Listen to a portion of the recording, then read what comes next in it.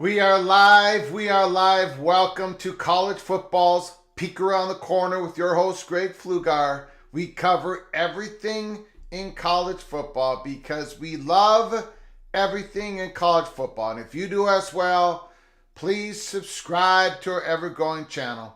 Smash the like button if you like our content.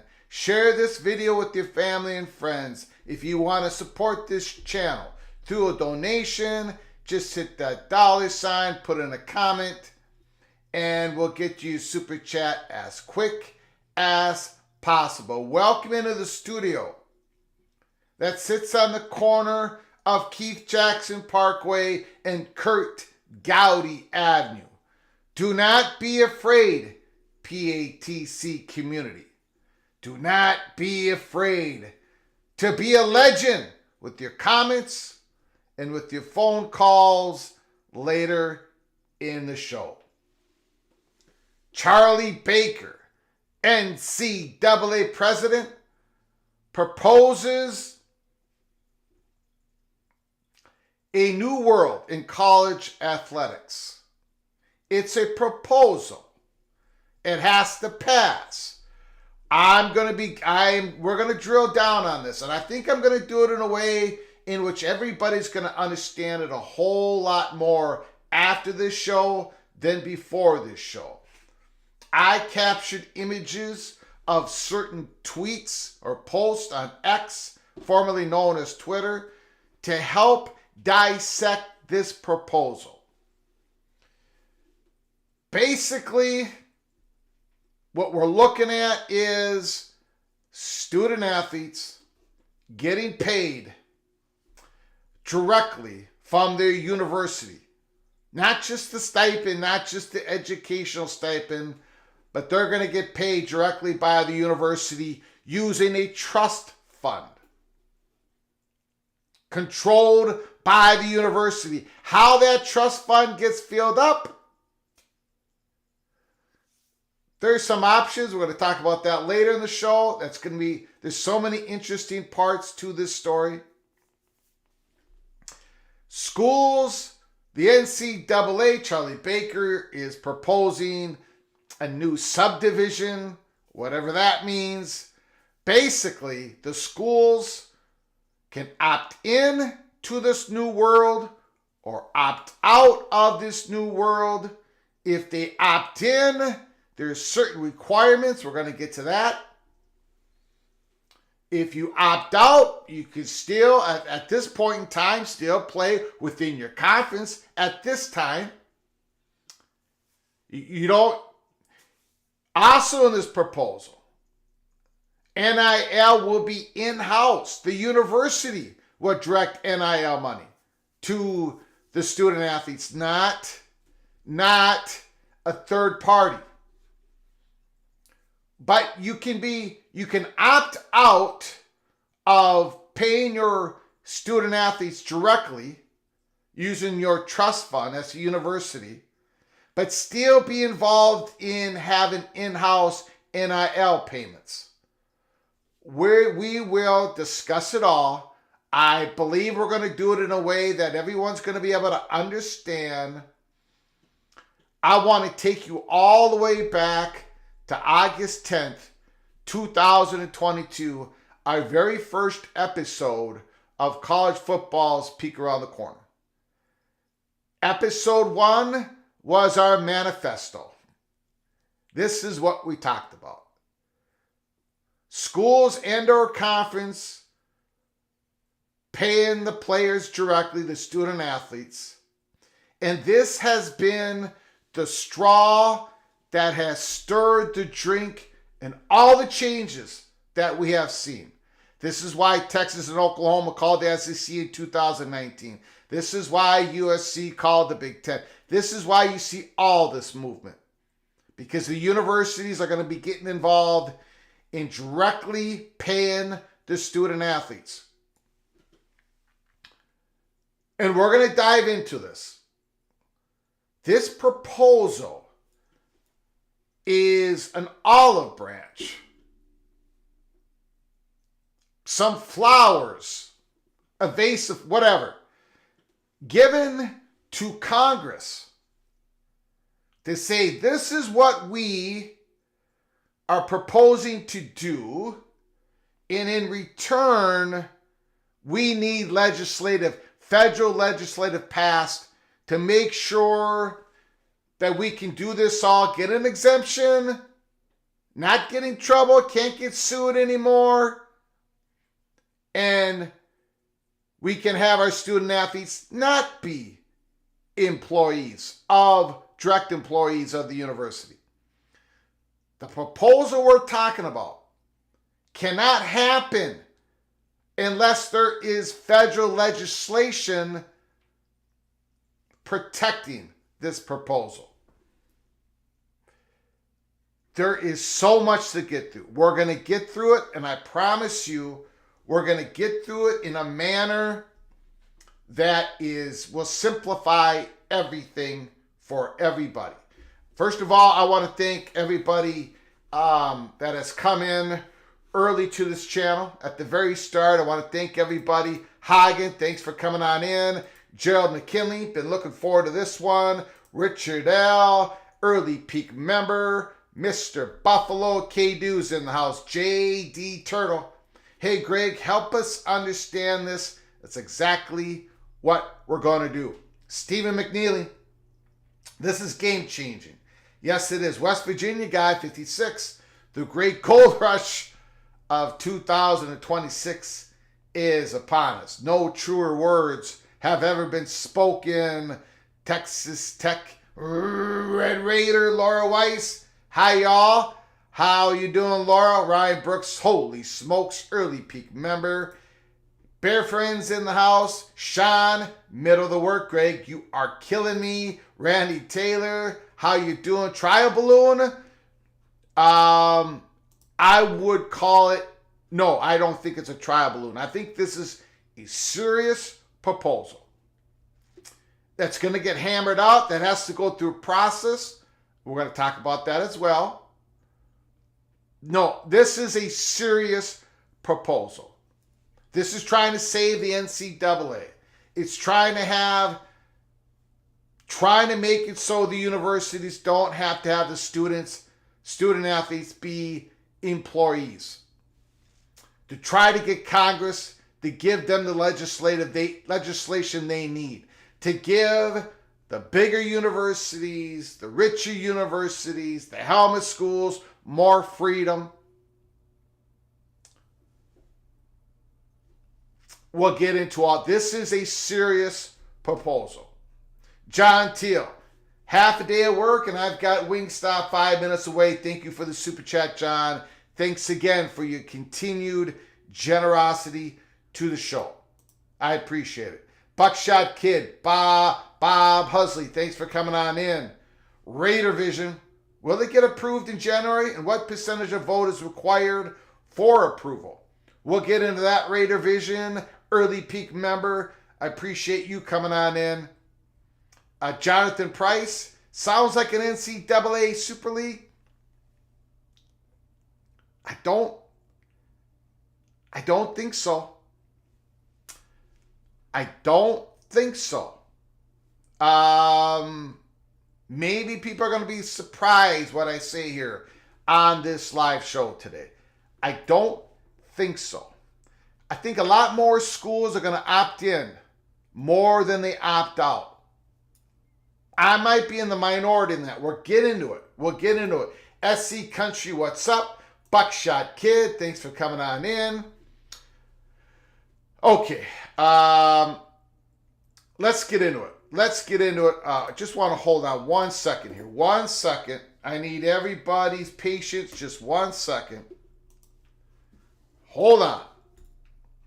I got to call something up here before we hit what we need to hit. Okay. I'm not going to go through too much of this article because I believe I have the essential points broken down in an easier way to read them, comprehend them. So we're just going to go through this. I went through this on episode 340. I went through most of the article. If you missed it after this live show, go back to episode 340. It was dropped this morning and give it a watch. Ross Dellinger, NCAA proposing new college athletics subdivision rooted in direct athlete compensation. We've been talking about this new world since this YouTube channel opened up. Episode number 1. And today we dropped episode 340. And it mimics episode number 1. Of the many recent changes in college athletics, the most transformative and revolutionary may be on the way. NCAA President Charlie Baker is planning to introduce this week a proposal to create a new subdivision within Division I that grants certain schools more autonomy around policy making and permits them to compensate athletes in a new and profound way. I'm going to skip a paragraph. Again, we're not going to go through the whole article because I've got it set up to where I think it can be explained a lot easier. According to Baker's proposal, schools that choose to be part of the new subdivision, they can opt in or out, are required to meet a strict minimum standard rooted in athlete investment. So if you opt in, you have to meet a certain level of athlete investment or you can't do it. Members of the new subdivision will be permitted to strike name, image, and likeness deals with their own athletes. a significant move away from the current NIL structure. Actually, this is incorrect. And Yahoo Sports corrected it later on during this afternoon. You do not have to be a member of the new subdivision to have name, image, and likeness NIL deals with their own athletes. This paragraph is incorrect as far as everybody understanding the proposal as was presented by Charlie Baker. Maybe it changes, but this part we believe right now is incorrect. However, we'll continue on here. Okay. However, the most impactful benefit of this new model is a framework in which schools can directly compensate athletes through a trust fund. Schools within the new subdivision will be required to distribute to athletes thousands of dollars in additional educationally related funds without limitations, no salary cap. No salary cap. Now, we've been asked over the last year, when I've often talked about how the schools are going to directly compensate the student athletes, I've been asked a few different times. I've been on other college YouTube channel shows and they've asked me the question, well, Greg, do you think there'll be a salary cap? And my answer has always been no. Don't think there will be. Unless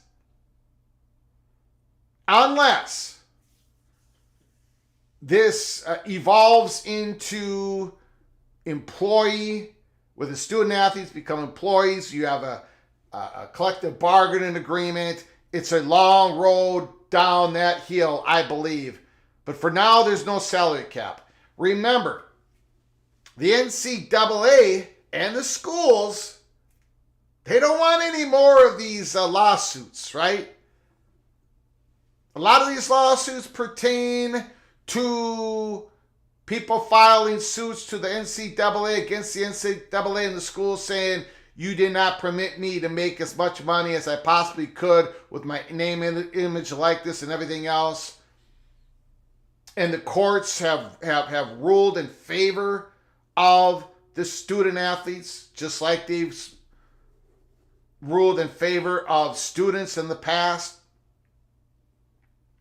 So no salary cap under this proposal. There is no cap on the amount of funds that a program can provide an athlete.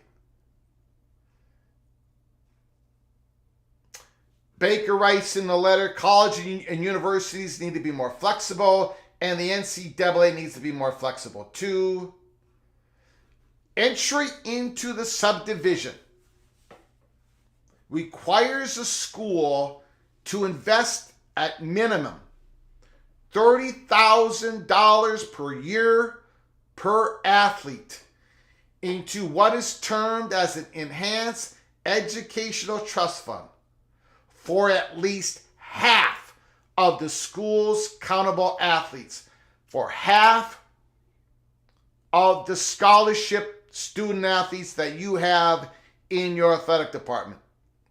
Schools will determine when athletes receive the amount, which for four-year athletes would total at least $120,000. Schools must continue to abide by the framework of Title IX, assuring that 50% of the investment be directed toward women athletes. Now, we're going to get into it. The question is still out there. Is it 50% of the athletes are women athletes, 50% men athletes? Or is it even more than that? Is it 50% of the money, direct payment? We're not talking NIL here. Direct payment. This is different. Does 50% of the money allocated from the trust fund that the university controls to the athletes, 50% of all the total of that money goes to women athletes and 50% goes to men athletes? I do not have the answer to that question, and I don't think anybody does. And we'll get into some posts on X, formerly known as Twitter, and you'll see why people quite don't understand this part of it. The new subdivision will remain under the umbrella of the NCAA, and its members will continue to compete for NCAA championships with others in Division I. So this is not a separation. Okay? I'll give it an example. If Liberty decides to be part of the subdivision, if Liberty in the Conference USA decides to pay $30,000 from a fund, Liberty Fund, to at least 50% of their athletes, they will compete in Conference USA along with schools that do not opt in. But then Liberty can be part of the voting process, figuring out rules that these schools that opt into, they might have more benefits in the future. Or maybe a conference decides to vote and every school has to be opted in. And if you don't opt in, who knows? Of course, this is going to generate more realignment, possible more realignment in the future. We'll get into all that. Schools in the new subdivision will also gain control of decision-making around scholarship limits and countable coaches. The NCAA's way of handing major conference programs the freedom to increase the limits or do away with them altogether. In this proposal, there could be possibly no limits on scholarships. Instead of 85 scholarships, if Ohio State wanted to have 120 football scholarships, they can do so. But they would also have to increase women's sports, right? Scholarships to match up. Title IX doesn't go away when it goes to all this. But there possibly will not be limits when it comes to scholarships. There possibly won't be limits when it comes to how big a staff you want, when it comes to baseball, football, your softball. Why is this needed? This is the last part I'm going to get to, and then we're going to dive deeper down into all this. I'm going to answer a lot of your questions. Baker's model is an anticipated step toward the long, ballyhooed separation of the NCAA's high-revenue producing athletic departments from their lower resource brethren. While all schools are eligible to join the subdivision, the proposal would likely force a formal split within the football subdivision of the Power 5, soon to be Power 4 conferences, SEC, Big 10, ACC, Big 12. Possibly. I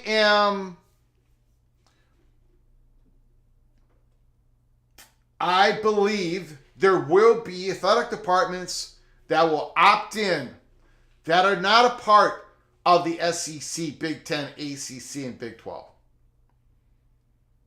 And again, I do not think this is a formal split when it comes to future playoff access, at least for now. The proposal is not meant as a final product ready for legislative approval, but is more of a conversation starter to an end product that could look vastly different.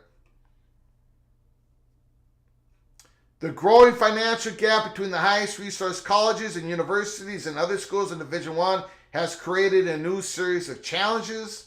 The challenges are competitive as well as financial and are complicated further by the intersection of name, image, likeness, opportunities for student athletes, and the arrival of the transfer portal. Okay, let's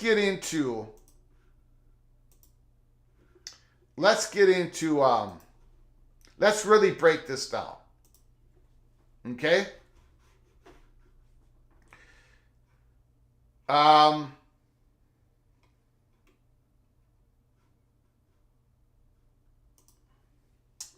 This is from The Athletic. The formation of a new subdivision made up of institutions with the highest resources that can directly compensate athletics through enhanced educational trust fund, which requires the schools that opt into it an investment of at least $30,000 per year per athlete for at least half of the school's eligible athletes. Now, some schools have way more student athletes than others. Like the Big Ten sponsors way more sports than the SEC, for example. And the ACC, a lot of those schools sponsor a whole lot of student athletes. One in particular, Boston College. Yet, they don't have the revenue of some other schools. So, if like a Boston College, that's one of the schools I've been looking at here. If they opt in, boy, that's a heavy price tag. Unless they cut sports, right? Schools would have to adhere to Title IX, providing equal monetary opportunities to both female and male athletes. Schools in the new subdivision could create their own rules, separate from the rest of D1, and those rules would allow them ability to address policies such as scholarship limits and roster size, as well as transfers and NIL. Any Division I school would be able to enter into an NIL deal with its athletes directly, which is not currently permissible. So, any Division I school, even the schools that don't opt into this trust fund, where there's your own trust fund having direct payment to the student athletes, $30,000 or more, any Division I school can have NIL deals with its own athletes directly. Any Division I school would be able to distribute to any athlete funding related to educational benefits without any caps on such compensation. That is if they opt in. We'll get into it. We'll get into it even more finer here after this. Okay, we can skip that. Here are a few tweets that I want to get into that really helps understand, because the college football reporters, when this broke this afternoon, everybody was trying to understand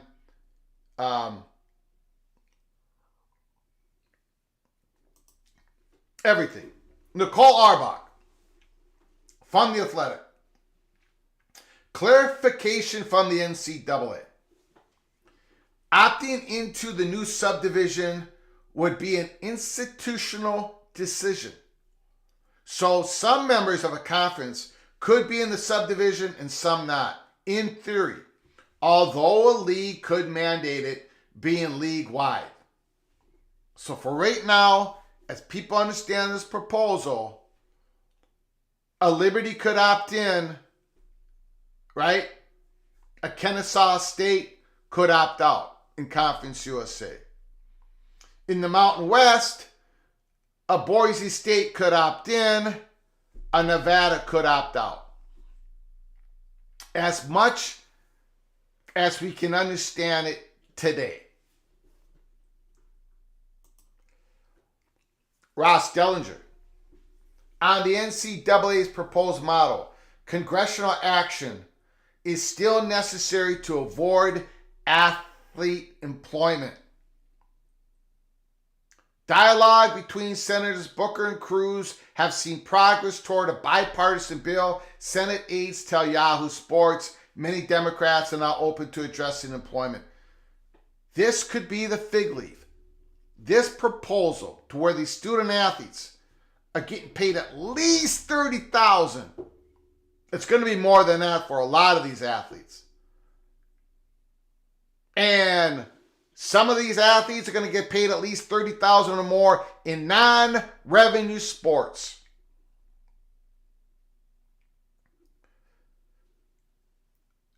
So this could be what makes Congress act and gives protection to the college athletic world and protects them from lawsuits, the courts, and everybody wins, kind of, sort of, maybe. Nicole Arbach. Also, this would be a subdivision that anyone from Division I can opt into. I think we know that the richest schools are in the Power Four, but it's not only available to schools in those leagues. So when we started the show, and there was a comment in the comments section about a super league, I think there's going to be more schools that opt in to the subdivision than I think people realize. That is my take. And I'll go through a couple of examples. The question from this Casey gentleman on X to Ross Dellinger: what are the top 2 or 3 things that this proposal would solve compared to the current landscape? Ross Dellinger: prevent more antitrust lawsuits. If they get congressional action, the courts, the courts, it's going to protect them. Number 2, bring NIL under the school's umbrella and mostly remove third-party NIL, good or bad. There are different opinions. Having the NIL under the school's umbrella, now you're not going to have head coach answering to the NIL collectives, these third parties. The athletic department, the coaching staffs, they're going to have more control over what players you target, the amount of money you offer, and maybe protect the student athletes a little bit better. Make the student athletes are going to get paid through these NIL deals. Again, this is 2 different things: NIL and the trust fund. 2 different ways of these student athletes are going to get compensated from their universities. Ben Williams: is there a sense of how many universities can realistically afford this? Are we looking at half of the P4, even less? Hard to imagine any G5s. Ross Dellinger says there's a sense that the number is probably between 50 and 80. That is just a sense. Now, if it's 50, that means not all the power, the autonomy conference schools are opting in. If it's 80, that probably means that all of them are opting in and a few G5s. Now, well, you know what? I'll get to it in a second here. Let's put it this way. I believe there's going to be Big East schools that are going to opt in. They don't have football programs. I believe they're going to opt into this.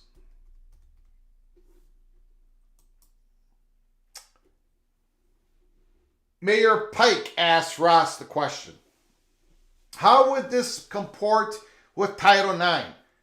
Wouldn't there have to be equal money paid to men's and women's sports if that money was coming from the school? Great question. And I don't think we have the answer yet. Ross Dellinger: yes, 50% of all cash deposited into the trust fund would need to go toward women to comply with Title IX. Does that mean the total amount spent on men has to be the same as spent on women? It's unclear, but the numbers who are receiving the compensations need to be equal. Does everybody understand that? If you are a school with 500 student athletes, you need, under this proposal, if this passes, and we'll get to that in a second, if you have 500 student athletes with scholarships, you need to compensate 250 of them $30,000 or more a year. And out of that 250, Let's say you're just doing the minimum. Let's just say you're doing the minimum so you can opt into the subdivision. 125 of them are women student athletes, and 125 of them are men student athletes. And then the question is, do the 125 women athletes, does there have to be equal amount of money with the 125 women versus the 125 men? We don't have that answer. And that's just an example. So please, we don't know yet.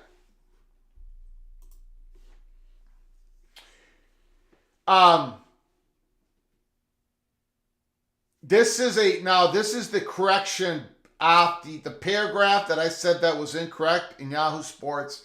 This is the correction. Even if schools choose not to meet the $30,000 trust fund standard, they would be granted permission to strike NIL deals. This is two different things. If you opt out of the $30,000 per athlete, at least half your athletes you have under scholarship. If you opt out on that, you can still do the university NIL deals with your student athletes. But you're not going to be permitted to then vote on changes in the subdivision. Okay. The question, when would this essentially go into effect? Ross Dellinger, the proposal must be adopted as official legislation. That hasn't happened yet. And then likely go through the NCAA's lengthy process of approval. However, there is a sense that it will be accelerated because of the NCAA versus House antitrust lawsuit. So I hope that answers some of the questions that you have. All the other, but I will answer as best I can through your comments in the chat and your phone calls. That we're going to open up the phone lines any minute now. My take on this is all this going to pass? Probably not. But I think the essential core to this proposal is going to pass, because if they get legislation from the federal government. They need protection on this. And that might happen. So if they get the bill from the federal government where the student athletes don't have to become employees, they get protected, I think essentially the core of this is going to pass. Is it going to be 30,000? Is that going to be the number? That's the floor. It's not the ceiling. Is the floor going to be a little lower, going to be a little higher? Maybe that's up to change. But the schools that opt in, now become a subgroup of those who can vote among themselves and say, yeah, 85, let's bump it up to 95 scholarships for the football program. How many coaches, what's the number, what's the limit on coaches for baseball? Let's do away with that.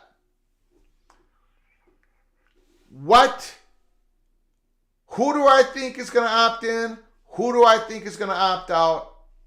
Well, there are, when I was talking about this the last few years on Twitter, and when I talked about this in our episode 1 of this YouTube channel, this is what I believe what was going to happen in some form, in some way. A lot of people say, well, a lot of schools aren't going to be a part of this. Northwestern is not going to be a part of this. And I always said, I think they all are going to be a part of it. Because so many of these athletic departments, these universities, have invested so much time, so much money in the front porch of the universities. They have debt payments they have to pay every single year on the athletic village, renovations to the stadium, or new stadiums, or proposed stadiums, ones that are starting to build right now. Money invested, you need to create revenue to pay off all that. I don't see any autonomy school opting out. I don't. Now, maybe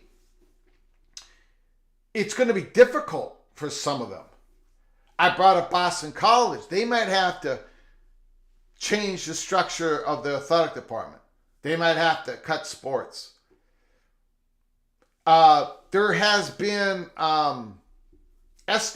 people are estimating costs. You know, there's some schools that have come, or beat writers of some schools says this is going to cost us $6 million, $7 million, $8 million a year to do this. I think a lot of these schools are going to be doing at least $30,000 payments to all their scholarships, to every student athlete that has a scholarship, because of the internal politics of the university itself. It's going to be hard to pay some and not others. It's going to be hard to say, okay, this 50 gets this, none of these other 50% get any, not 30,000. I'm telling you, especially with the Title IX part of it.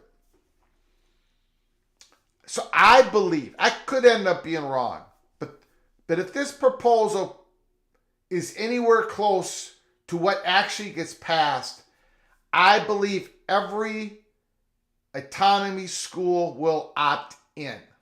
Some are going to be strictly just to get in, pay the minimum, figure it out, raise fees from the university, student fees, whatever it takes. In regards to the G5 schools, I read just like 30 minutes before we came on live, the MAC commissioner said, we're not surprised by this. We expected this. This is a natural evolution of where we're going. I think there's going to be some G5 schools that are going to opt in. I think one of the obvious ones is Liberty.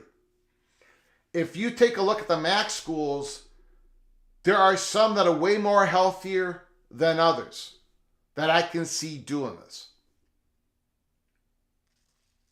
And I'm just going to take a shot in the dark here. I think the chances, for example, of a Western Michigan opting in is far greater than the chances of Eastern Michigan opting in. Even schools in the same G5 conference, there's difference in money, support for the athletic department. Going back to I don't believe all the G5 schools are going to do it, but I think some are. And then you get to the Ivy League. That's a whole nother conversation. They have the money. Do they have the will? I don't know. But can you imagine a Harvard saying, okay, we'll take a slice of this money, an endowment, put it in a trust fund. If they wanted to, Harvard could be competitive in football once again. Although not a whole lot of students, athletes, or any of us could qualify to get to Harvard. But you know what I'm saying. The Ivy League schools, if they wanted to. A couple other things I want to mention. I'll get to your comments. Some of this is going to be, some of these schools are going to, when they opt in, they're going to decide which sport outside of the football program they're going to really invest in their money. Like, I'll take the University of Minnesota. The hockey, we make more money than anybody else in hockey. We got the most player. We got the most sponsorship. It's a fly in the elephant's tail when it comes to football. I'm just talking in the hockey world. The University of Minnesota, when they opt into this, they're going to make sure their hockey players are well more paid than any other hockey players in the hockey world. Just for one example. Oklahoma State with wrestling. I think outside of the football world, the basketball world, there's going to be some sports in there where if this proposal passes, that school, that trust fund is going to make sure that sport is going to get much more, the athletes are going to get much more compensated versus the athletes of other schools in that same particular sport. No salary cap. In other words, your Oklahoma State, your Texas A&M, your Texas, your Alabama, your Michigan, your Penn State, your USC, go down a few other schools. They're not going to be paying $30,000 from their trust fund to the football players. They're already getting more than that anyways in a lot of these NIL deals, third-party deals. I don't know what the number's going to be, but it's going to be sky high. For the SEC and the Big Ten, when they opt in, how these trust funds get filled up with cash is going to be an interesting story unto itself. Donors are going to be pressed to put money into it. But I believe the Big Ten and the SEC especially are going to be slicing off some of that media revenue that they just received, and they've been planning on it, and that's going to get dropped into these trust funds. University of Minnesota, Purdue, Illinois, Mississippi State, Tennessee, Georgia. These schools and these two conferences are going to take some of that media money and they're going to drop it into their trust fund. It's going to come from donors, trust funds. It could come from student fees all across the university. It could come from endowments. Maybe a school agrees to knock a little bit of endowment into the trust. I don't know. There's going to be different revenue streams going in to this trust fund. It's going to be like NIL Collective on mega steroids. Then you got, and I think at some point when you're making these deals, I think maybe the transfer portal is going to get reformed. But we shall see. One last thing. I'll get to your comment. I definitely don't have all the answers. I have a lot of questions. One of the things is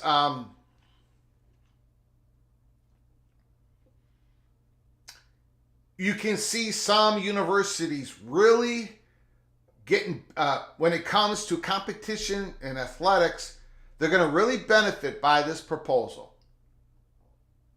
And some schools are not going to benefit as much. You know, winners and losers. I think I happen to believe overall Minnesota will probably be one of the slight losers in this, even though they're in the Big Ten, even though they make all that media revenue. Still, their trust fund's not going to be as big as some other schools that are not even in the Big Ten. But there's going to be some big-time winners in this. Oregon is one of them. Texas A&M is one of them. Of course, the Buckeyes, the Wolverines. But overall, overall, as a conference, even though they make a huge, huge media money, most powerful conference in college athletics, I think overall, the gap between the SEC and the rest of the country when it comes to college football is going to narrow even a little more. Not a shot against the SEC universities, especially Texas A&M. Some of these schools have a whole lot of money, but some of these SEC schools that have been profiting because they're the ones that were dealing the money, the bags of cash, while other schools were not. Some of these schools that had the advantage of all this SEC exposure, All these SC schools that have the advantage of a recruiting grounds in their front yard, in their backyard, where a lot of us don't have that recruiting grounds. This doesn't make the SEC more powerful. I think it brings them down just a little bit more, closer to the rest of us humans. Because now the power is in the trust fund. However that's created. And there's a lot of schools out there that are not in the SEC that if they have the will, they have the way to build a massive trust fund. If they have the will, now a lot of them won't because of the culture, because there's not high enough interest, not a big enough fan base. But if they have the will to reform their athletic department, their football program, even though they might not have the recruiting grounds around them, they can build a bigger trust fund than Mississippi State, Mississippi, LSU, a lot of these schools. If they wanted to. If they wanted to. I mean, my goodness. If Stanford wanted to, Stanford could do a whole lot of damage in the college football world, eventually. Okay, I want to get to your comments, your phone calls. Tell me I'm all wrong. I hope that helped describe what that proposal is and the changes that could happen. Stanford and Notre Dame are on deck with this rule. If they have the will, they're going to be okay. If they have the will. I don't know. It's an institutional decision. They're going to opt in. But again, when you opt in, are you opting in for just getting on the floor? Or are you going to be opting in? You're going to be high on the ceiling, high at the top of paying these student athletes a whole lot of money. And is this going to be transparent on how much these student athletes are going to get? That's another question. Kenneth Maynor. Schools like Wake Forest and Liberty with big money donors will survive and opt in. And schools on the MAC and CUSA scraping by may have to opt out. I do think there's going to be schools opting out. No question about it. But I think there's a few more schools that are going to opt in than I think most people are projecting. But I could be wrong. Maybe this is going to be more expensive than what this proposal is to opt in. Thank you for the super chat, Kenneth Maynor. Thank you for the super chat, John Till. Kenneth Maynor, East Carolina would definitely opt in. Excellent baseball program and a football school. ESU is in a growing state. Most of the AAC will opt in. Thank you, Kenneth Maynor. Appreciate you super chat. It'll be fascinating to watch. A lot of people have different opinions on it.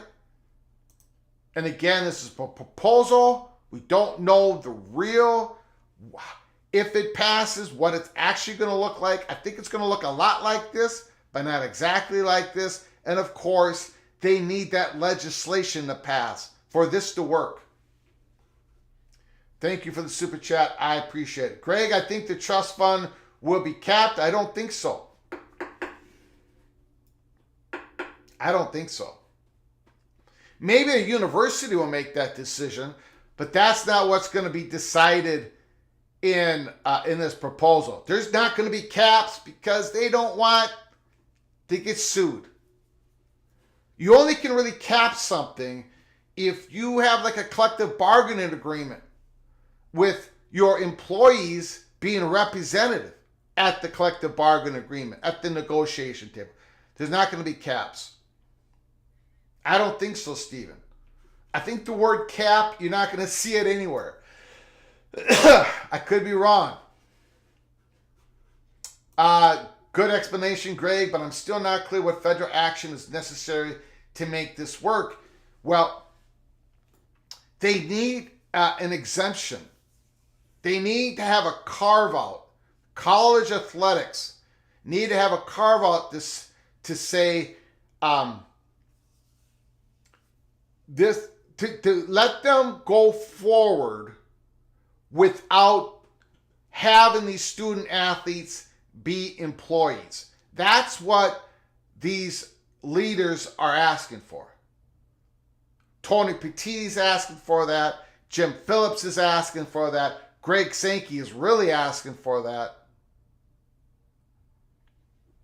They need protection. They don't want these lawsuits flooding in to say, you're still not compensating enough for us. We are not representative, and we believe you're treating us like an employee, but we don't have employee rights.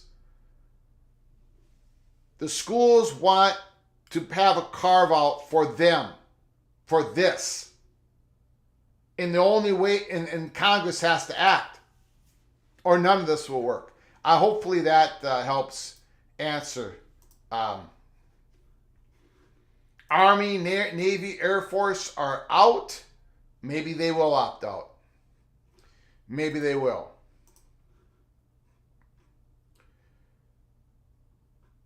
I don't know, Gerald. Great question. Great question. Great question. I don't have the answer. Justin Lucas. Interesting to see all 4 power conference commissioners working together so closely on this. Yep. Yeah, they're united on this. Bulk of the money players will be paid will come from NIL. Stephen McNeely.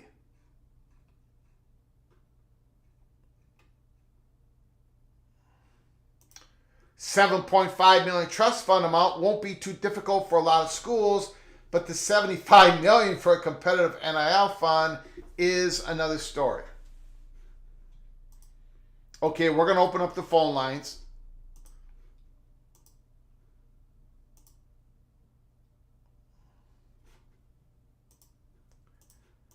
Seven 763-260-1333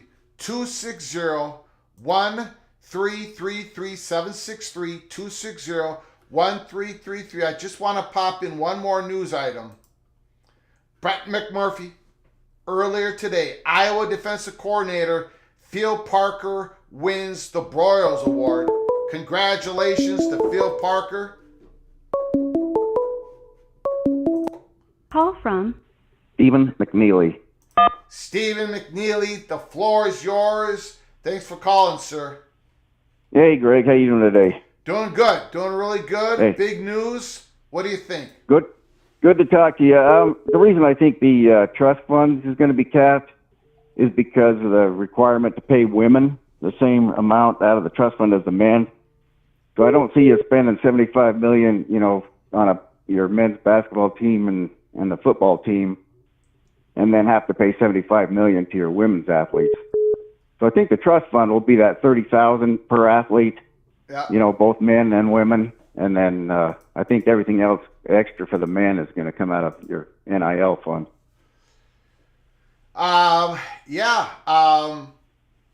You might be onto something there. What you're saying is, there's two different things, right? The trust fund and the university directed NIL money. And what you're saying is the trust fund. The trust fund is going to go through all the hoops in regards to Title IX, right? Yep. Pay everybody the same, and then the NIL is going to take over for different compensation. That is if NIL can be treated as that way as well, because it's going to be directed by the university, right? Yeah. We don't really know, but I understand what you're saying. Yeah, because the university won't have to pay women NIL fund if they just want to pay women the minimum $30,000. But they might have to, because if they want some more expensive. Well, I guess if Congress says that they have to, but that's going to make it really hard for a lot of schools if they have to pay their their football team $75 million and have to turn around and pay their women $75 million. Yeah, you just doubled. Well, I don't think anyone's going to be paying their football program $75 million, but I understand what you're saying, though. Well, between the men's basketball team and the men's football team, if you're paying a quarterback, just your quarterback alone, $10 million a year, that money's going to get up there. Yeah.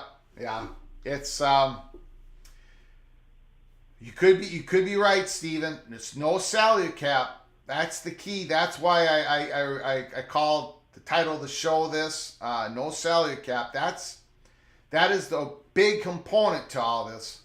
To protect themselves from the courts, to get Congress on board, to get both parties on board. It's a new world coming. It might not look exactly like this, but it's going to look something like this. Yeah.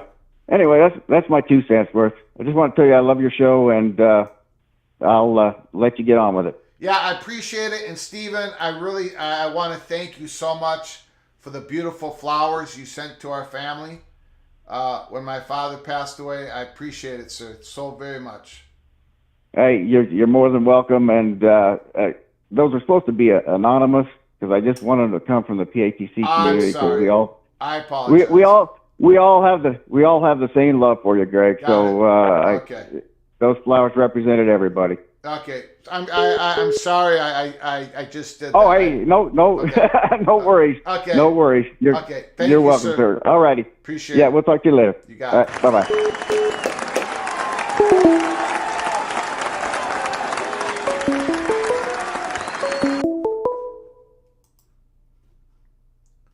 Oh, I lost.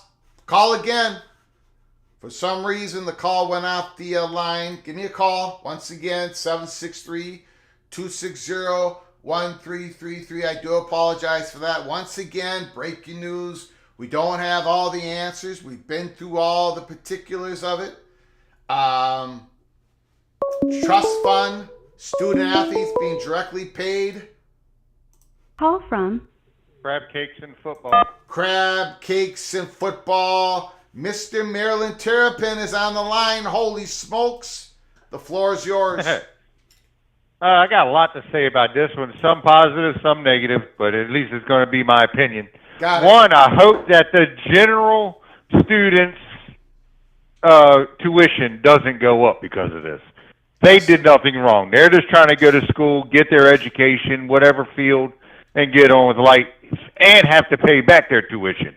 Meanwhile, the football player, the basketball player, and any other sport is getting free room and board, free to all this money, this and that and the other, and I just think it's an unfair divide. If anything, the student's going to have a case to sue the school about at some point if this keeps up.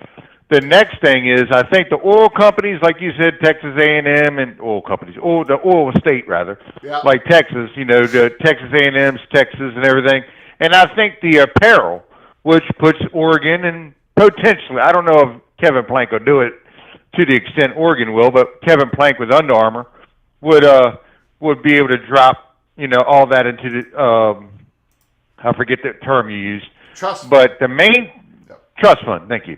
And then the main thing is, why doesn't the ESPN, Fox, NBC, CBS, all of them, ABC, everybody go ahead and just, when they fill out their media deals with the conferences, slate, hey, 30%, 20% of this money has to go to your student athlete and mandate it. That way, that takes care of name, image, and likeness, and you're still getting 80% of $100 million, which is $80 million, or whatever the number is. I think that would be another way. Well, no. But, I mean, so there's a couple ways they can go about it. I like what I'm hearing, but not fully on board because of I want to hear the tuition part. My son's 9 going on 10. When he's finally 18 or 20 getting ready to go to school, whichever school he picks, is he going to have a $200,000 tuition because of the football team and the basketball team? And has to get paid $65,000. Yeah. Yeah, it's just that's my concern. Yeah. So I got to comment on one of your points is the Fox and ESPN, but these media deals with these conferences. I don't know if it had like the Big Ten. You're a Maryland Terrapin, like the Big Ten. Kevin Warren did talk about it. Like in this media contract, they might be putting some money aside for potential higher compensation to the student athletes. So the Big Ten might have already planned for this. And the SEC might have already planned for this. And maybe the ACC and the Big 12 did as well. But just to narrow this conversation, the Big Ten might have already done this. And that's why I say that trust fund's going to be getting filled up all different ways. One of the ways is, especially from the Big Ten and the SEC, I think they're going to take a slice of that media revenue and it's going to automatically drop into these schools' trust funds. But that's... Go ahead. I'm sorry.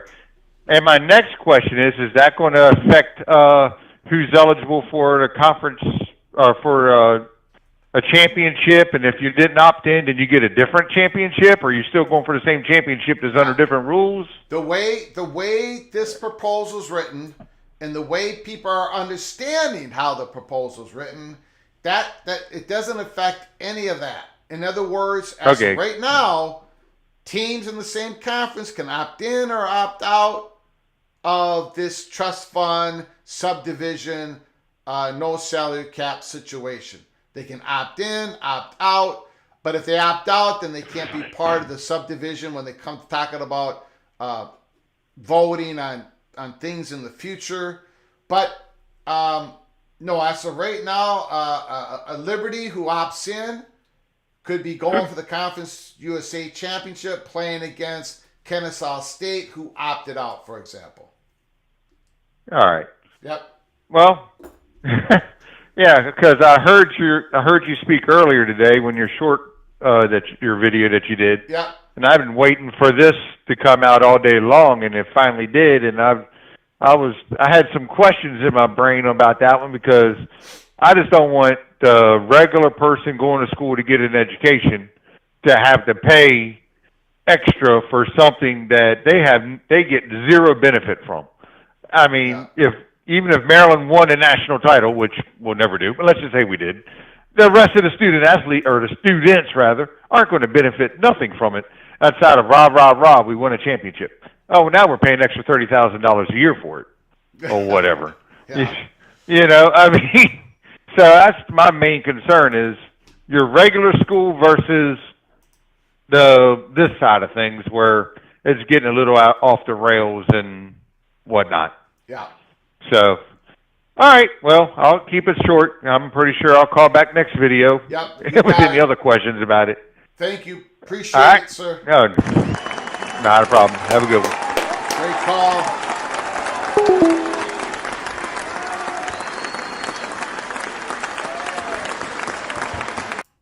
Great call by Crab Cakes and Football.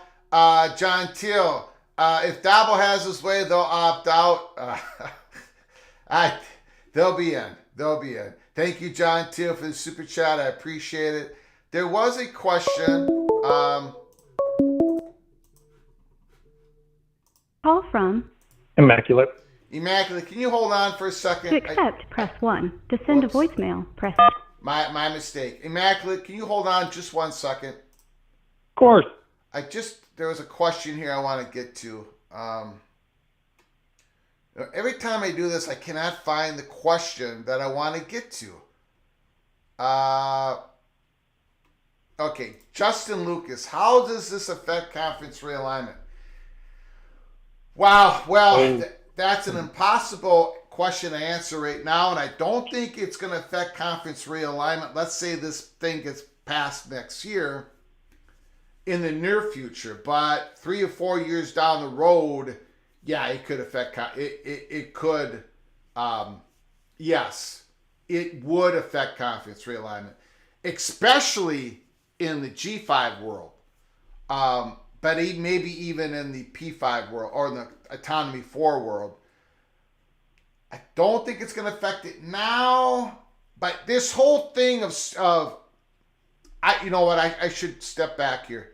This whole student athletes getting directly paid by the university has affected conference realignment for years, even though this proposal was made today. And that's what I said in episode 1 of this channel. That's what I said on March 31st in 2022 when we broke the news that USC called the Big Ten. This the direct payment from universities to students has been the straw that has stirred the drink when it comes to realignment for the last so many years. This is the issue that has drove it. So yes, it will affect it in the future as well, but right now, if this proposal passed next year, it might take a little bit of a time for it to affect it again. I don't know. That's a clumsy way of answering it. Thank you, Justin, for the great question. Immaculate, the floor is yours. Congratulations, Phil Parker. Broyles Award. Mr. Hot Guy, what do you got to say? Well, in terms of the award, I said it on X, I'll say it with you. I mean, there really was only one choice to make. That doesn't mean the others wouldn't be deserving on any other year. Yeah. But when you have a guy who, as a coordinator, basically single-handedly carries his team into a conference championship game, while the other side of the ball is statistically the absolute worst in the entire FBS, I don't really think anyone else has a shot. But that's just me. I'm biased as hell. I'm an Iowa Hawkeye fan. But congratulations to him, and hopefully that helps them lure a forward-thinking offensive coordinator who realizes, hey, if I come in here and I rebuild this, I got one hell of a defense to cover me while I'm trying to rebuild this. Yeah. I think that's a pretty good deal to come in on, but once again, biased. Yeah. In terms of the announcement, very interesting. Kind of what I've been waiting for, and to be honest, it seems like it's coming a little late because I don't know if people realize, but next month, January, is the month when the NCAA convention meets. And if this is to pass, it has to pass there. They only vote on big things like this once a year, unless I'm wrong. I mean, they've got and this is probably just, I would say, a negotiation presentation here. Yeah. I don't even think that this was the first shot. I think the first shot was probably private. I think the autonomous conferences said the way House versus NCAA is looking, and that's coming up next January, not 24, but 25, we're going to have to know what's going on, and we may have to pull out of the NCAA if we don't have the ability to deal with all of this. Yeah. And that's what they did in 2014. They threatened to leave over the student-athlete stipends, over $2,000 a student. I mean, that was a small thing. So if they were threatening to leave on that, I guarantee they said that they might have to leave on this. And so here he is coming out with a reply to that. Once again, my opinion. Yeah. But I'm pretty sure he didn't just do this on his own. And so I tend to think that this is not final form. I know everyone's pouring through this, finally trying to figure out how this works. For me, I'm kind of just sitting back going, this isn't final form. This is a back and forth. And I think in the end, what the autonomous conferences want is not to separate from the NCAA, but they're going to want full autonomy or as close to as possible.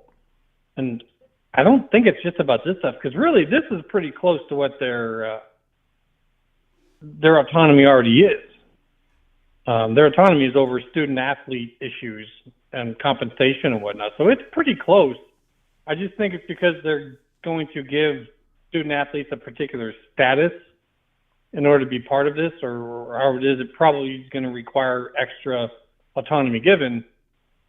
And I think the autonomous conferences want more than just that. I think they want to be able to make their own rules. I mean, look at this.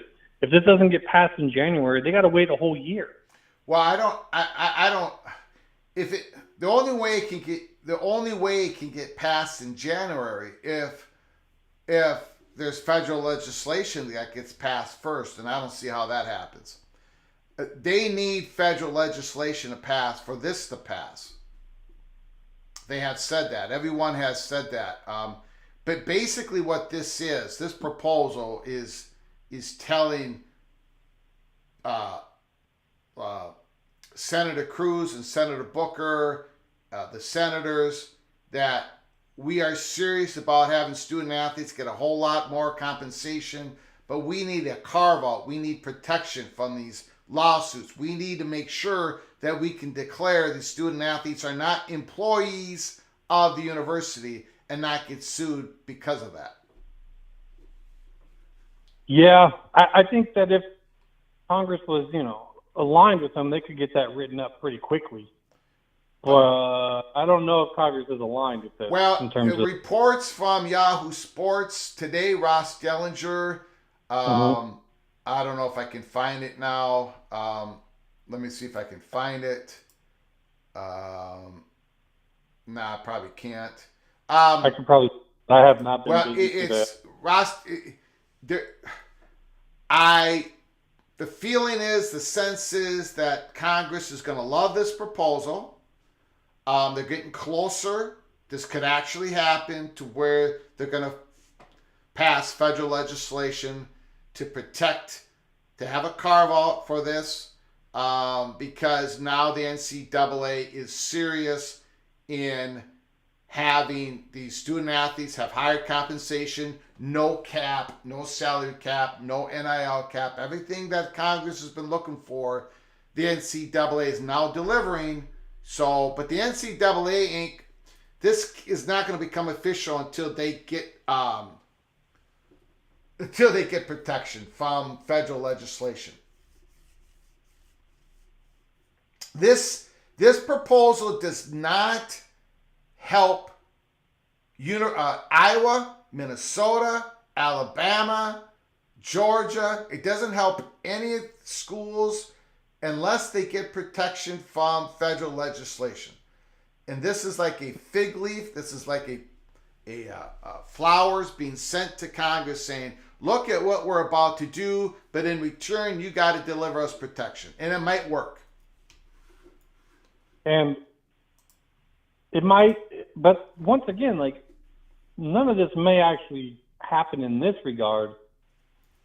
But I still believe that the autonomous conferences want a whole lot more than just that from the NCAA.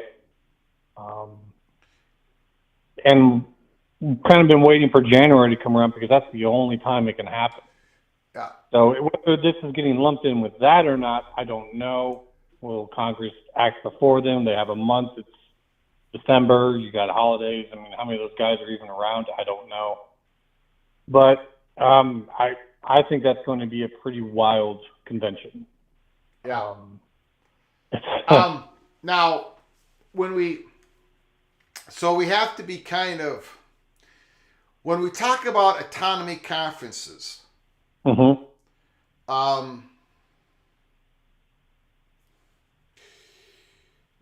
might have to start using a different phrase, because now, let's just say this proposal passes, okay? Yep. You're going to have, in my opinion only, I could be completely wrong here, PATC community. I'm just going to throw this out there.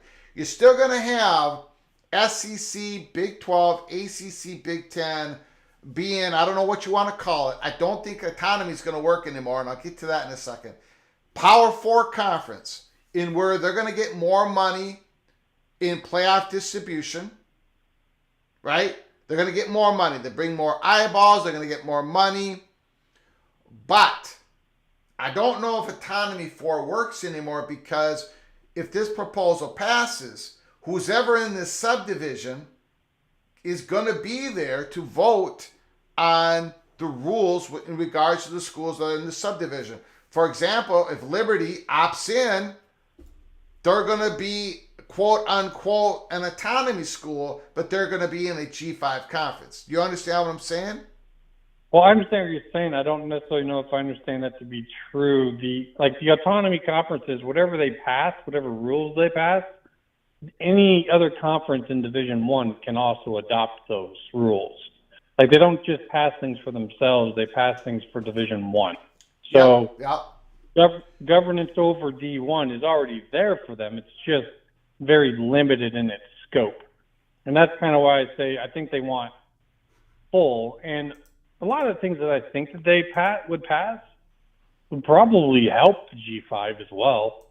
I don't know about the FCS, but what we have right here is looking like it's creating some divide between the FBS and FCS. And, in order for this to pass, like you're saying, it has to get past Congress, but it also has to get past the full body NCAA vote. Yes, and that includes the G5. So I think, just me, I could be dead wrong here, but I think that that's going to get moderated down a little bit. Like when you're in a negotiation, you're kind of high pointing. But it gets into the meat of the discussion, the debate, the negotiation. It tends to come down in between the two parties.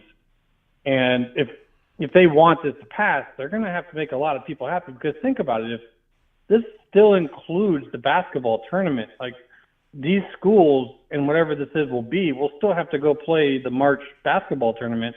And they're going to have all this money to pay these guys. How many more basketball players now maybe won't go to the NBA so they can – because a lot of these guys, when they go to the NBA after the first year, they are not ready. Mm-hmm. They're physically not ready.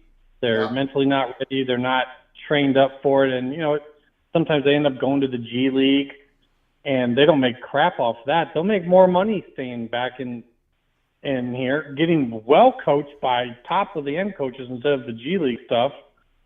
I think this is going to make a lot of basketball players stay. And that's going to massively affect what goes on in that NCAA tournament. If you're, Butler or I'm just naming off names of these schools, that, from small conferences that have made names by going there, the competition against you is about to get tough, a lot tougher than you've had for years. Because those schools have kept guys, through junior and senior years, and they're going up against these power programs, which are basically playing with freshmen and sophomores. That's going to change.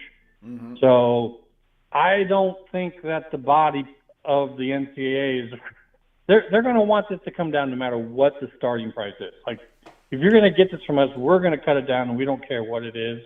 So that's why I think they're starting high.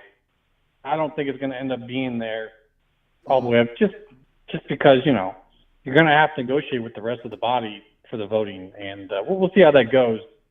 But that's, to me, where the biggest problem lies. Is these schools are now going to keep basketball players a lot longer, and they're going to smoke that tournament. So We'll see about that. Okay.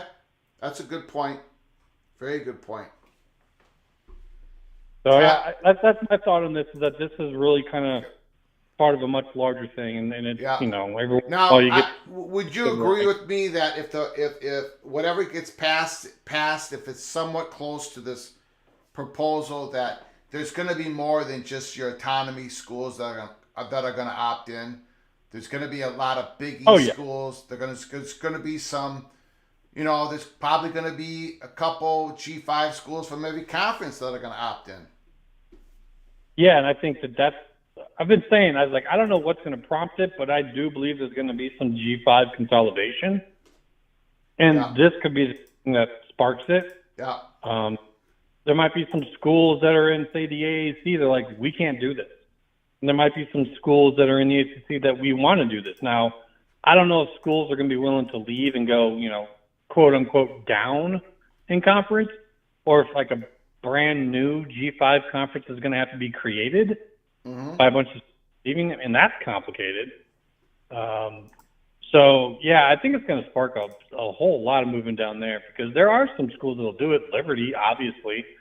You could probably spark off 10 to 20 names at least, I would think. Yeah. And if that number comes down from where we see it right now, well, then a bunch more of those schools are available to. So, for their votes, they're going to want to see that number come down. I think that this. But on the other side of the coin, you're going to have the bigger schools threaten to leave if the number isn't really high either. It's a negotiation, like you said. It's a back and forth. We might see something in part of that where there's a scale, and each conference can choose on their own, like, what their max is, which there's that's not going to be tough. a maximum to this. I mean, like you're saying, like, there's a certain number. I've been busy all day. I haven't really been able to look at all the details of this. Yeah. But I'm just saying, like, it's going to be tough, in my opinion, to pass the highest number that the biggest schools want, because they're going to have to pass it through the NCAA, and they're going to have to get that vote. And yeah, the threat's going to be that they leave if they don't get it. But just like we saw in 2014, I kind of think that's a hollow threat. I mean, I know people, most of their sports, and they mostly look at the NCAA as like a, the sports side of it, but there's a lot that the NCAA does that I don't think these coaches want to take over on their own. But there is something that the autonomy school conferences schools have, though, and that is the great gold rush of 2026. Oh yeah, I'm so happy. So. Yeah, so they have there's leverage both ways, like you say. It's going to be negotiated. We'll find out where it ends up. Yeah, I just think people just be agile with this. Don't think that just because this came out this is the final. That's the final numbers. This is probably going to be going on a lot of back and forth for the next month. So we'll see. Yeah. But anyways, that's my thoughts on that. I'll let you go, and I'm sure. All right, man. Appreciate it, Mr. Hot Guy. All right. Talk to you later. You got it.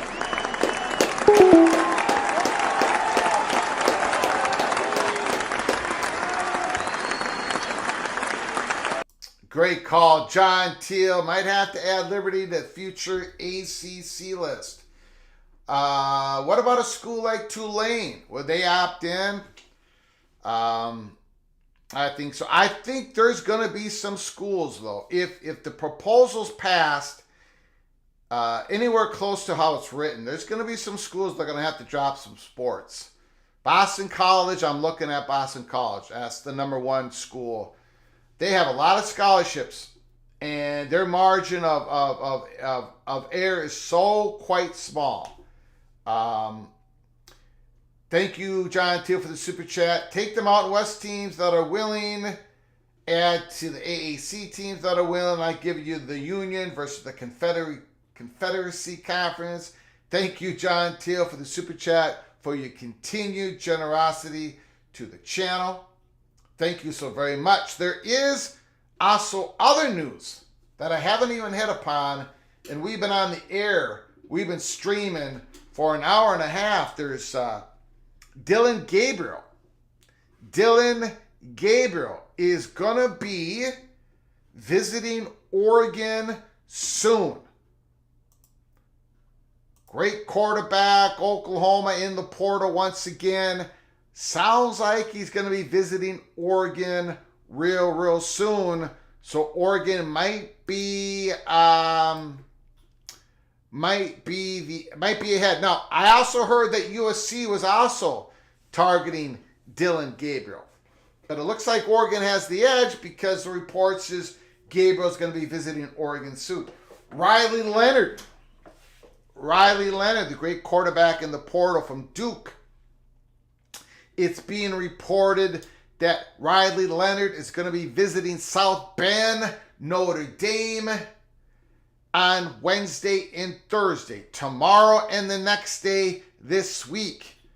I don't think that surprised anybody in the PATC when Riley Leonard went in the portal. I think we put it on an early peak episode for members only. We put that down. Riley Leonard, Notre Dame. Look for it. So it looks like Riley Leonard stepping closer and closer to becoming the quarterback of the Fighting Irish in 2024. Then DJ Ungo Ungale. Sounds like there's three main suitors for DJ Ungo Ungale. Two of the top ones being FSU and Louisville. FSU and Louisville just played each other in the ACC championship game. Pretty interesting. They are the two major suitors for DJ Ungo Ungale. So DJ Ungo Ungale might be coming back to the ACC. Remember, he started his collegiate career as the quarterback of Clemson. Went to Oregon State, might be coming back. The other suitor for DJ Ungo Ungale is Mississippi State. But it sounds like FSU and Louisville are the top two contenders. Awesome Clips thinks it's Louisville. What happened with that doctor quarterback that visited Minnesota? Thanks for the great question, John. He committed. He committed to Minnesota. He visited for 2 days, Saturday and Sunday, and he committed. That is Max Brosmer, the number 1 FCS quarterback. So Minnesota's excited. It gives us hope. Hope is a very dangerous thing, however. But it makes it fun to have a little bit of hope. Max Brosmer did commit to Minnesota. Now, when I say commit, keep this in mind, everybody in the PATC community. When a transfer player commits, he's not really committing. I mean, there is no letter of intent. He's not signed. If a transfer portal says a player says he's committed to your school, he's not really committed to your school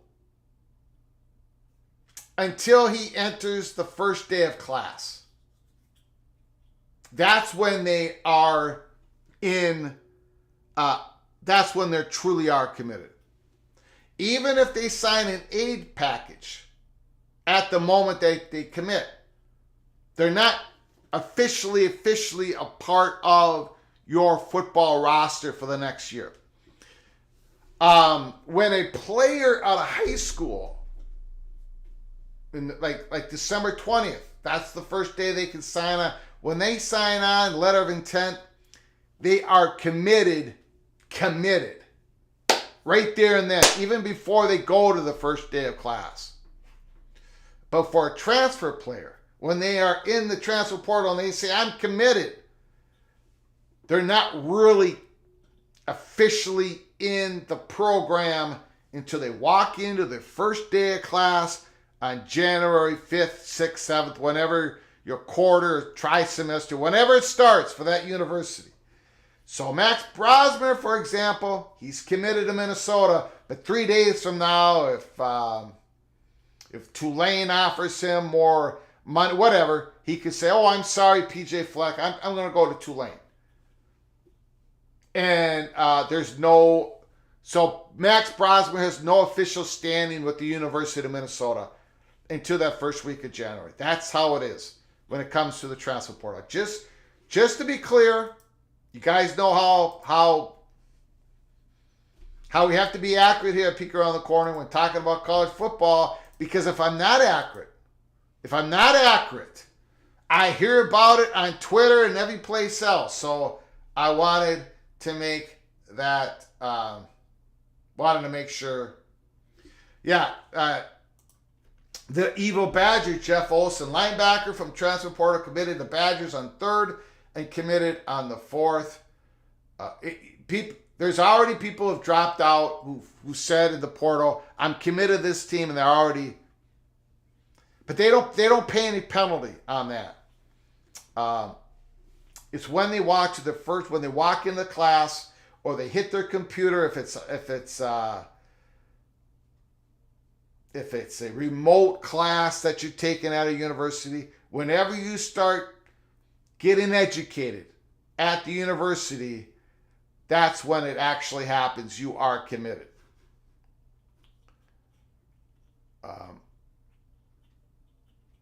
Texas Tech quarterback Tyler Shook, spelled wrong, also visited Louisville as well recently. Let's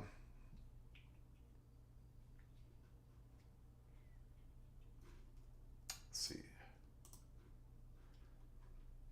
Phone lines are open, 763-260-1333. Again, if you're new to the channel, please subscribe to the channel. Make sure you get yourself notified, hit the notification bell, because we can come on live anytime with an episode, live show. If you want to support the channel, hit the $sign with the super chat. We'll get to your comment as soon as possible. We also, a couple weeks ago, started Early Peak. Become an Early Peak member. Early Peak member of the show. It's $5.99 a month. You get membership-only episodes. And all you have to do is hit the join button. Hit the join button, become an Early Peak member. There's already been cloak and dagger information that we have dropped on these episodes. You'll be the first one to hear it. Then we cover it on our live show. One great example is Riley Leonard in Notre Dame. We had that about 10 days ago in an early peak episode.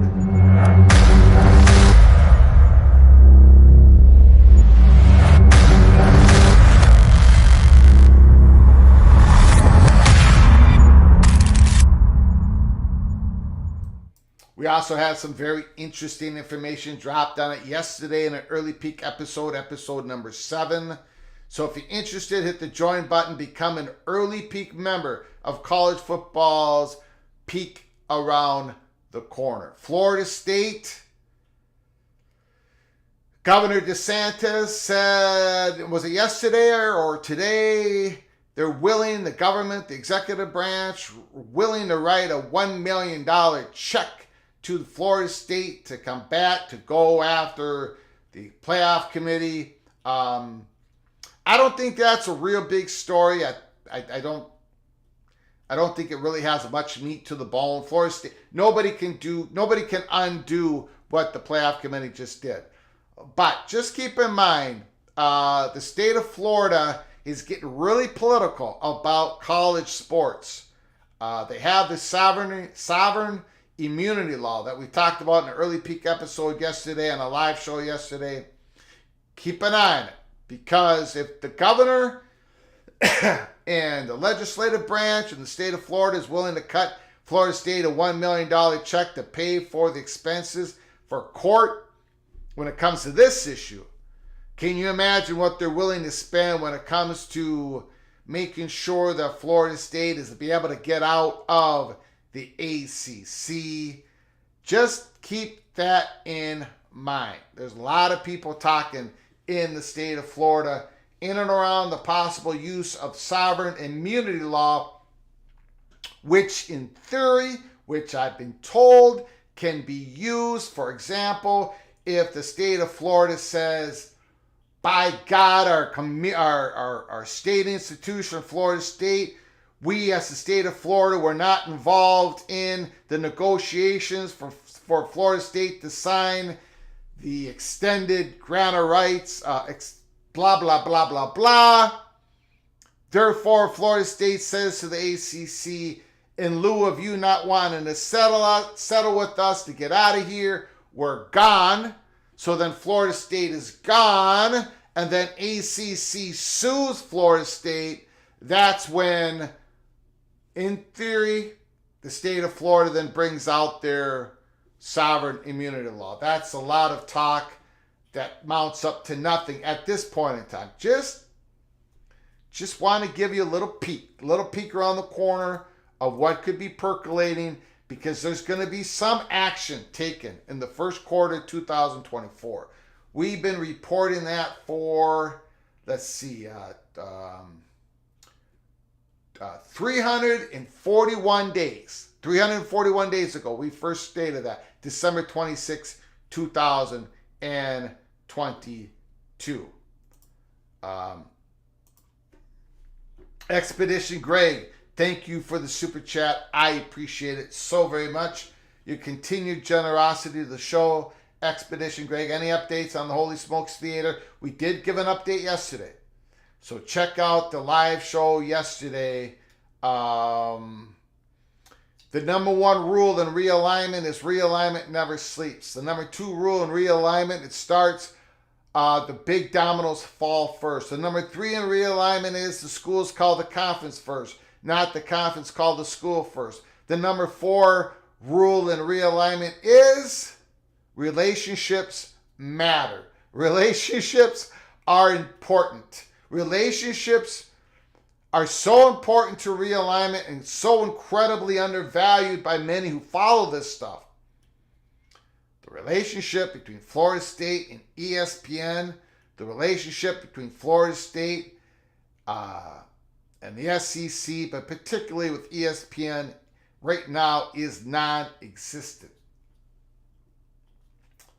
We talked about Paul Feinbaum, the face of the SEC on ESPN, talking about the fake outrage from Florida State's athletic director and the president. Fake outrage. That's what he called it. So that's your update on the Holy Smokes Theater. The chances of Florida State becoming an SEC school by 2027 has greatly diminished. Greatly diminished. Greatly diminished. No question about it. But keep an eye, peek around the corner. Keep an eye. Check us out because first quarter 2024 is coming up. A lot of smoke, a lot of chatter behind the curtain. Lots. How it all plays out, we're going to follow it. We're going to give you as much information as possible. John Teal, thank you for the super chat. Is Boise State ever going to get a date to this? I don't quite understand the question, John. I'm sorry, John. Thank you for your generosity. I do not understand the question. My apologies. Is Boise State's going to be part of the new Mountain West? Oregon State, Washington State? Is Boise State going to opt in? I think they're one of the schools that would opt in if that's the question.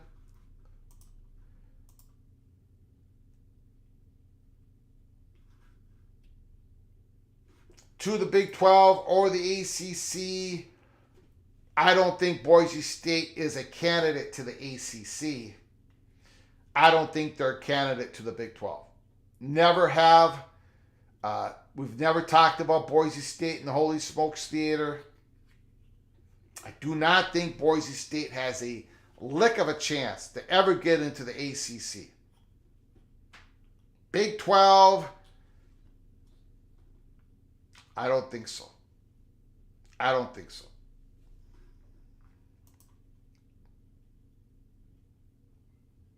About when on episode did you talk realignment? Last one was almost 3 hours long.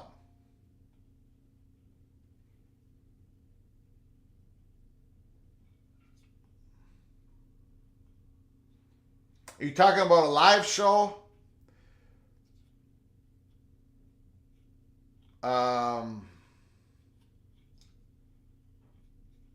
don't quite understand that question either, Ryan. Let me know what you're trying to get at with that one. I apologize. I don't quite always understand. Maybe I'm cutting in the conversations in the chat.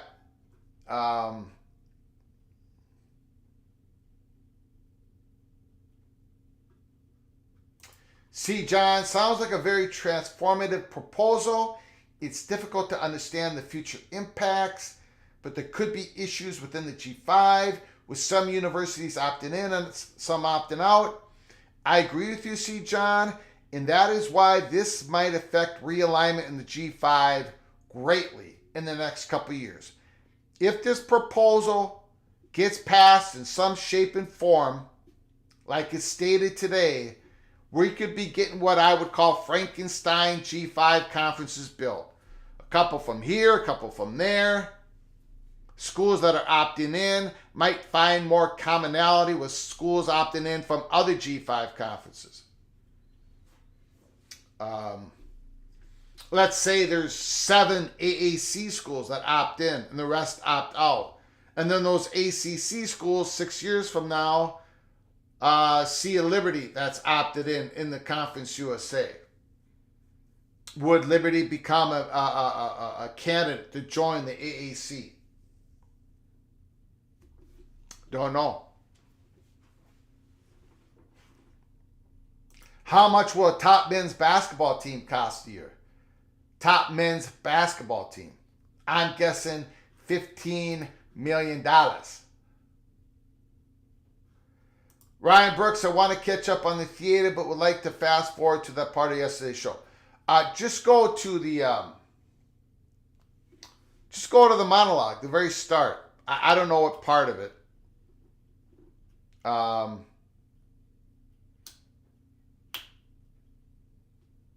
just go to the start of the live show yesterday. We really delve into it.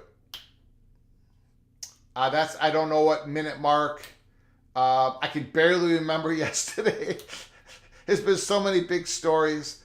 I've been working hard on this stuff, and there's so much information. When I talk about so much chatter going beyond the curtain, I'm doing work that I can't even really let out yet.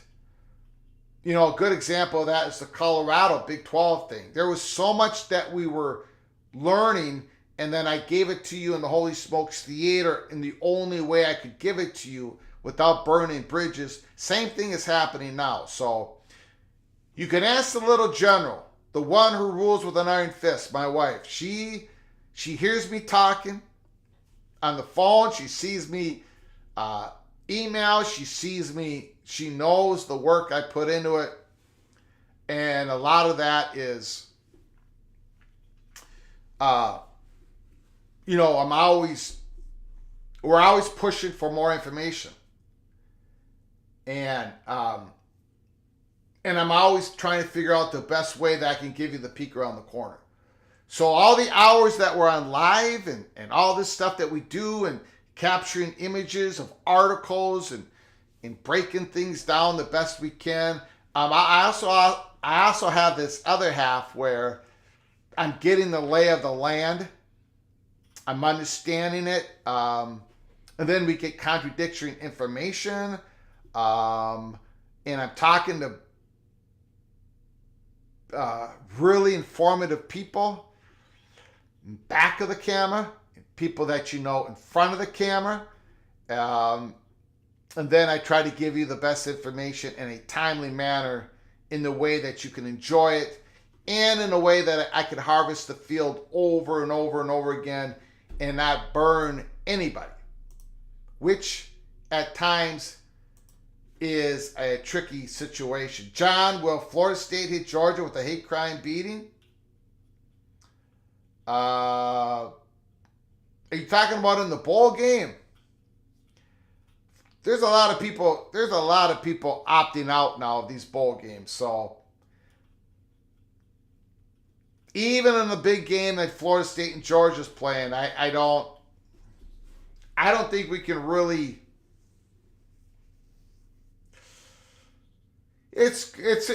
I would not put any of your guys' money on these bowl games, because how do you know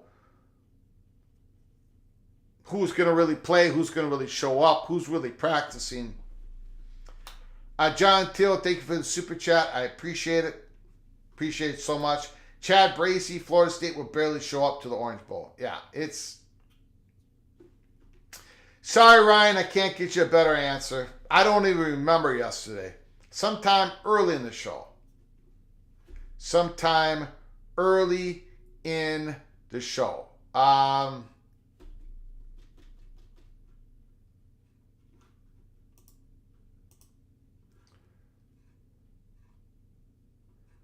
Hopefully, I'm just going through you guys' comment. The phone line's open, 763-260-1333. I hope I've done a decent job at breaking all this down. This proposal, Charlie Baker, NCAA President. I hope I broke it all down. If you're joining us here late, please go back and watch the early part, again, the monologue of this live show. I think we broke it down pretty good. Again, it's just a proposal, but I think there is some support to this. And this is something that Charlie Baker, the NCAA, and the schools are hoping that the federal branch of the government, that the congressional, the senators, the House, that they can somehow pass some legislation that can protect the college, the universities, the NCAA, protect them from these antitrust litigation, from being sued. to try to carve out a special carve out so the universities do not have to have these student athletes become employees of the schools or the conference. That's what's going on right now.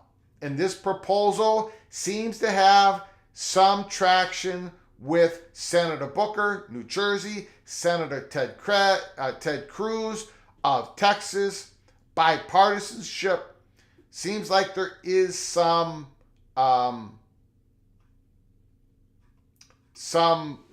steam to all of it.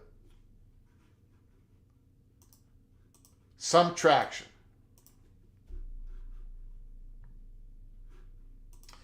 Ryan, Willie, I did not get to this. I apologize. Wisconsin will pour money into hockey and women's volleyball outside of men's basketball and football. That sounds logical, Ryan. You're probably correct.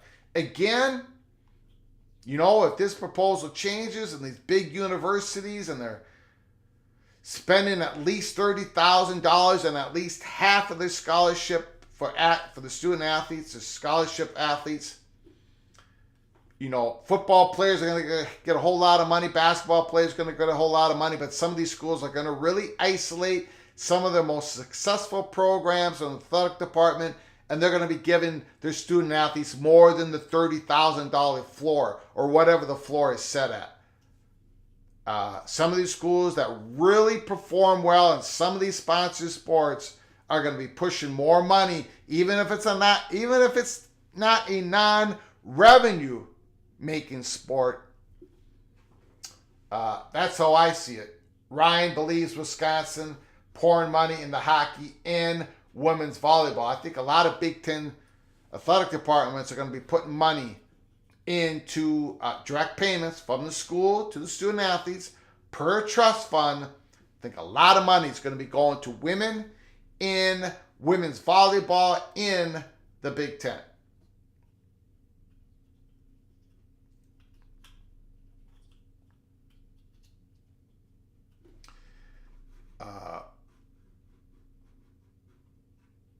Okay, I think we're going to end the live stream. I almost been on for 2 hours. Again, we had this Charlie Baker NCAA President proposal. We broke that down pretty well.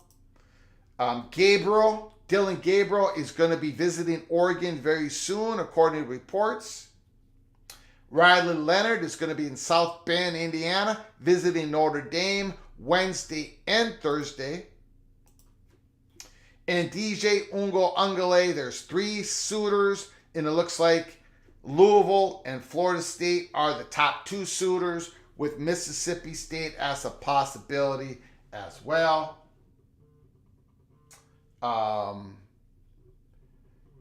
So that is our live show for today. I'm sorry, Stacy. We're going to close this down. Please call us on the next live show. If you're new to the channel, before you leave the live stream, if you're new to the channel, please subscribe to the channel. Get yourself notified and make sure you smash that like button if you liked our content today. If you did not like our content, hit the thumbs down button. Let me know in the comment section or with a tweet, with a post to my X account at Flag Empire. Let me know how we can better serve you, better to give you the college football content that you deserve. Big story after big story, and we are trying to cover them all here at College Football's Peek Around the Corner. So we hope you enjoyed the live show. I thank you so very much. Buckle up, brace for impact. Until next time, from all of us at PATC, to all of you, please, you all take great care of each other. Thank you so very much.